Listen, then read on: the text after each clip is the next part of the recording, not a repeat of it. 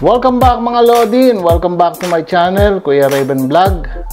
May panibagong isi-share na naman po ako sa inyo na lulutuin natin for today. Yan po ang vlog natin. Maganda na rin po kayo ng mainit na kanin at damihan nyo na po dahil sigurado kapag naluto po itong ating bagong lulutuin o bagong vlog natin na pagluluto, sisiguraduhin ko po sa inyo na mauubos nyo yan lahat ng kanin na yan. So, eto na po. Hindi ko na po patatagalin. Eto na po yung mga recipe niya. Napakadali lang po.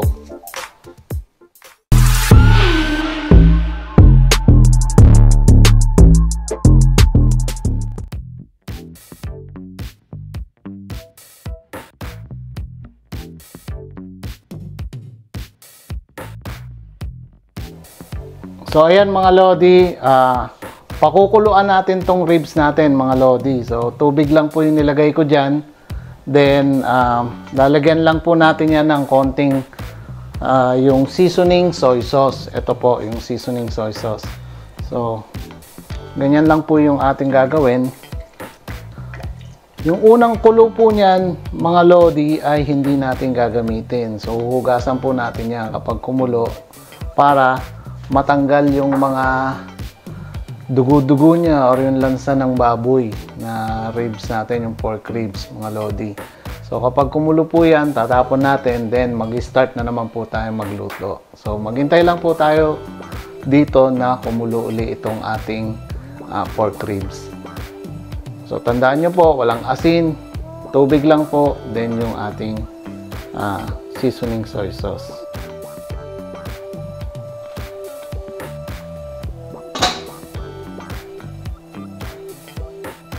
So, eto na mga Lodi, after mga ilang minuto, nakikita kong umuusok-usok na dito. Buksan na natin. Ayan, so kumukulo na siya mga Lodi. Patayin na natin yung apoy dito. Ayan. At, syempre, babanlawan natin tong ating pork ribs mga Lodi. So, dyan lang muna kayo.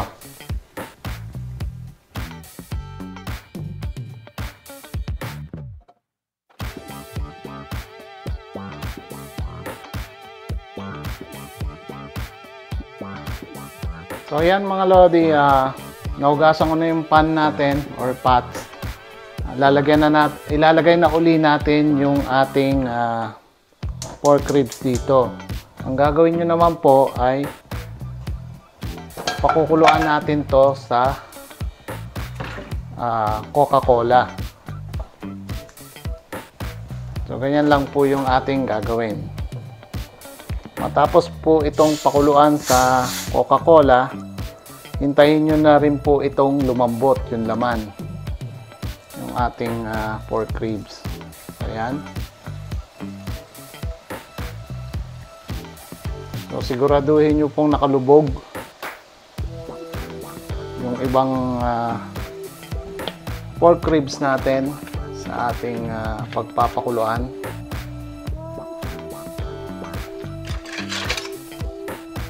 Ganyan lang gagawin nyo. Then, hihintayin natin to hanggang sa mag-tender yung kanyang meat. At tatakpan uli natin yan, syempre mga Lodi. So, maghihintay tayo ng mga siguro at least 1 hour and a half. Malambot na siguro yung ating pork. So, hindi naman to beef or hindi to gaya ng beef na medyo matagal pakukuluan at palalambutin. Maghihintay lang tayo ng at least 1 hour. Checkin nyo rin mga Lodi, baka matuyuan ng ating pork ribs ng soda. So paki-check na lang. So naka high heat po tayo niyan mga Lodi. So, takpan na natin to at maghihintay tayo ng 1 hour to 1 hour and a half hanggang sa maging tender lang yung meat ng ating pork ribs mga Lodi. So hintay-hintay lang po tayo. So ito mga Lodi, after 30 minutes ng high heat,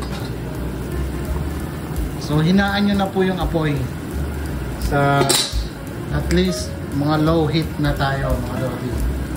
Hinaan nyo lang yung apoy nyo. Yan, ganyan. Then pagkatapos noon, tatakpan uli natin to para lang hindi matuyo yung kaagad yung ating yung Coca-Cola na nilagay at hindi maagat din yung ating pork ribs. So, baka matuyuan to at maubusan tayo ng soda. Hindi pa malambot yung ating pork ribs. So hinaan nyo lang po yung apoy. So at least mga slow cook natin yan mga lodi hanggang sa lumambot yung kanyang pinaka-meat ng pork ribs natin mga lodi. So hintay lang tayo mga lodi. So ito na nga mga lodi. So pagka nakita nyo ganyan na matutuyo na yung inyong pork ribs, lalagay na natin tong ating pineapple juice. So pakukuluan uli natin to ng konti pa mga lodi. So ganyan lang at maghihintay na naman tayo. So lalakasan na natin to. Lalakasan na natin yung apoy dito mga lodi.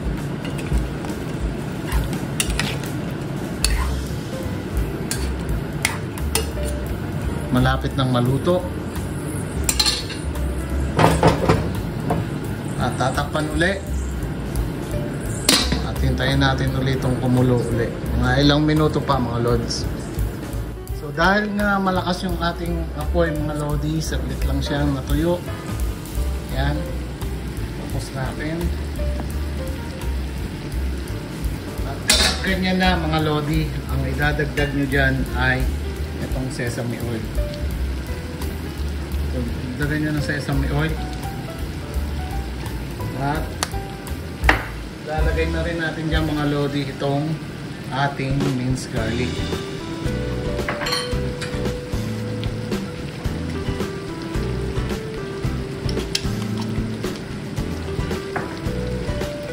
At saka itong onion.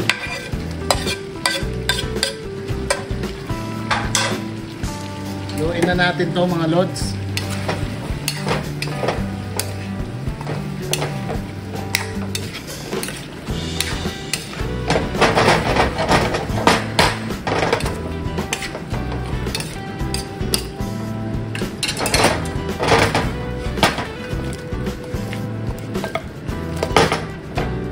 Amoy pa lang, sarap na mga lodi.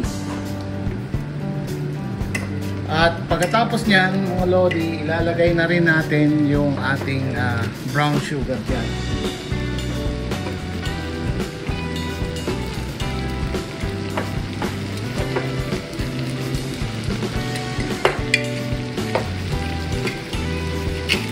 So kayo na pong bahala kung gaano ang preference nyo, matamis o sobrang tamis. Kaya na po mag-adjust mga lodi kung gaano karami. At least sa akin mga 2 tablespoon po.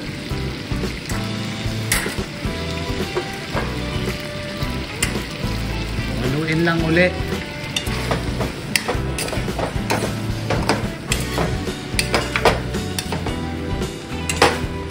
Lagay na natin sunod-sunod na itong ating oyster sauce.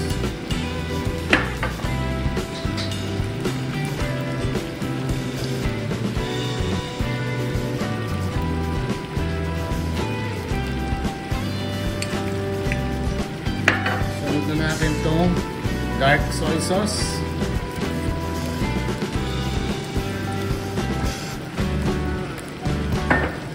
At itong ating seasoning soy sauce.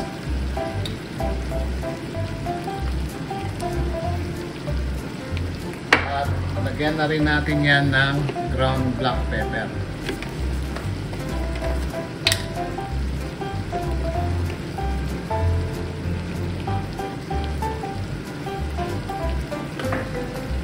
Pwede rin kayo maglagay dito ng toasted or roasted sesame seeds mga lodi.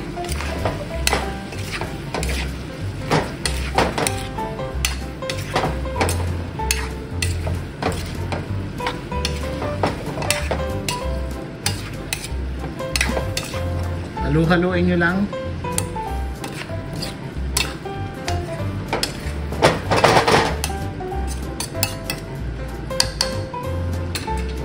lalagyan pa natin ng konting pineapple juice. Konti na lang mga lods. Para lang magkaroon siya ng konting sabaw.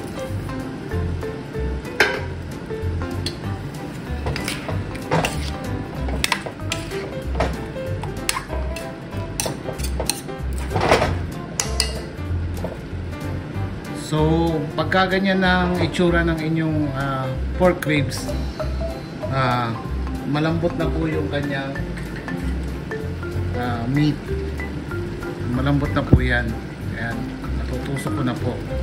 So, gumamit na lang po kayo ng fork o kung anong pantusok at sigurado namang malambot na yan. Kapag ganyan na po yung pork nyo, malapit na nating i-serve yan. Maghintay lang tayo ng mga at least 10 minutes pa in low medium heat para hindi siya matuyo. So para lang ma-absorb niya yung sweetness ng ating pineapple juice.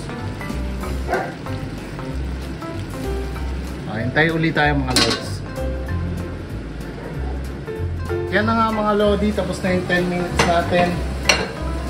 At titingnan na natin to. Bantay-bantayan nyo, baka masunog po.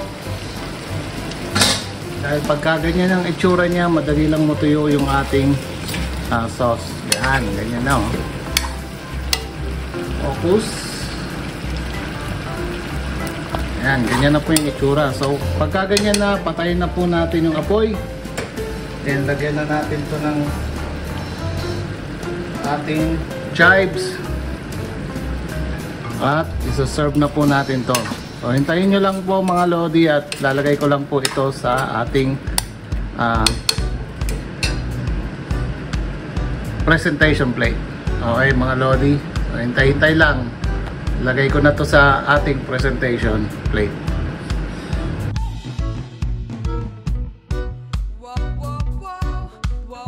So ito na nga po mga lodi, yung ating ginawa na killer pork ribs. So, tingnan nyo na po mga lodi. Naku, siguradong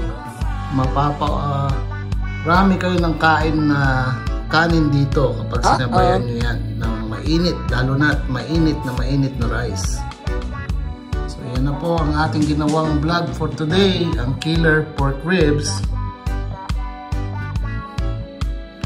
Wow, sarap. Kain na mga lodi. At eto na nga mga lodi, yung ating ginawang killer pork ribs. Ayan po. Napakasarap mga lodi. At tignan nyo. Susubukan ko na rin po ito. Papakita ko sa inyo kung gaano kalambot yung ating balat. Ayan mga lodi.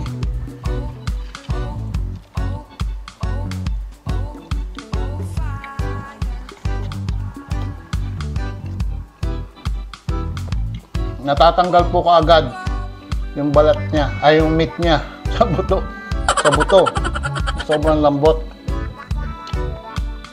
Saka yung ligament na buto na puti ng pork ribs, maririnig nyo, sobrang lambot, nangunguya nyo yung buto na puti ng ating pork ribs. So yan na nga po mga lodi.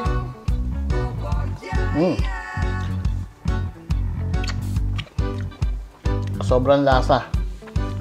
Sarap. At syempre dito na nagtatapos ang ating vlog mga lodi. Kung nagustuhan nyo po yung ating pagluluto or vlog for today, inaanyayahan ko po kayo na mag-subscribe sa aking channel na Kuya Raven Vlog. And of course, i-like nyo na rin po yung ating button dyan. At itong video, pwede nyo na rin pong i-share sa inyong mga kaibigan or mga kamag-anak. Then, click the notification bell para parati kayong updated sa mga susunod pa nating vlog or susunod pa nating pagluluto na gaya nito. So, dito na po nagtatapos ang ating vlog mga lodi. Hanggang sa susunod, maraming salamat ulit. Subscribe na po kayo sa Kuya Raven Vlog. Thank you po.